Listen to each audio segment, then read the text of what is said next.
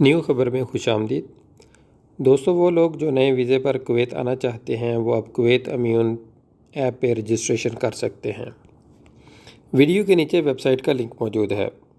Ministry of Kuwait نے نئے ویزے پہ آنے والے مسافروں کی امیون ایپ کے لیے ویکسین رجسٹریشن کے لیے ویب سائٹ پر لنک ڈال دیا ہے۔